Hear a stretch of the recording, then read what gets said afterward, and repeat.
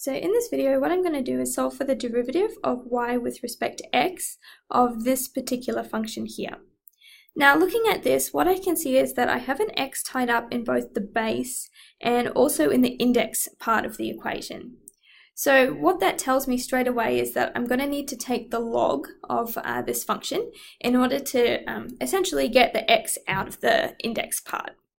So if I do that, I'm going to take the natural log of both sides in order to keep it equal. So that's what the ln is.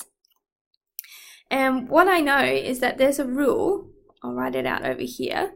If I have, say, the natural log of a to the power of b, I can rewrite that with the index out the front. All right, so the b up here comes out the front, and that means we end up with everything on the same line. So if I apply that to the right-hand side here, my 4x is going to come out the front, and it's just going to be multiplied by the natural log of x. All right, the left-hand side, nothing has been done to it, so it just remains the same. So now I've kind of got around this issue with having the x tied up in the index, and I should be able to now go ahead and actually try and take the derivative, remembering we want it with respect to x, we can see up here. So if I apply the operator, it's like d on dx, that tells me I want the derivative with respect to x.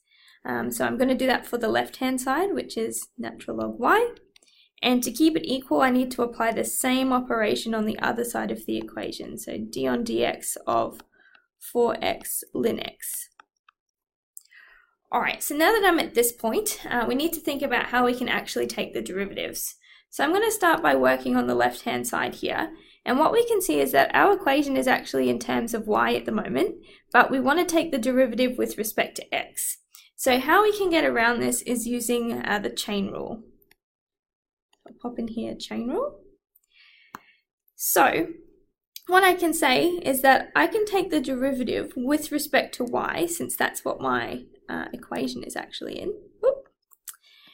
And I can multiply by the derivative of the inner function, which is this y bit, which becomes dy dx. And this is just the chain rule in action. So we're taking the derivative of the outside function and then multiplying by the derivative of the inside function. And you can see that essentially what happens is the dy on the bottom line is going to cancel with the dy on the top line, and you're just left with what we had up here. So now this is fairly easy to take the derivative of because we have our rule. I'll pop it out over here. So if you have the derivative, I'll pop it in with respect to x of natural log x, we know that derivative is just 1 on x. So here we're looking at it in terms of y. So we can replace this with 1 on y, that's its derivative. And we've just got to make sure that we keep this last bit, which is dy dx. In fact, this is the part we're trying to solve for, if we remember back to what we were asked. Alright, so that's the left-hand side kind of accounted for, as far as we can go for now. So now we need to deal with the right-hand side.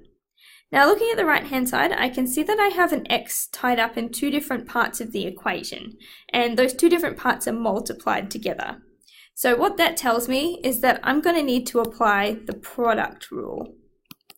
Okay, and remember the product rule, if you have y is equal to u times v, then the derivative of that is uv dash plus vu dash. Okay, so that's what we're going to apply.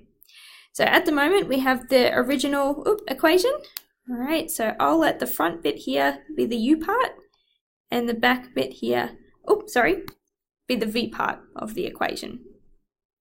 So if we go ahead and apply this rule that we have here, so we need to take u, which is just 4x, and we multiply it by v dash. So that's the derivative of this part. And if we apply this rule, the derivative of ln x is 1 on x.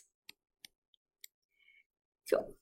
So moving on, we have plus, and now we need to take v, which is the natural log of x, and multiply by u dash.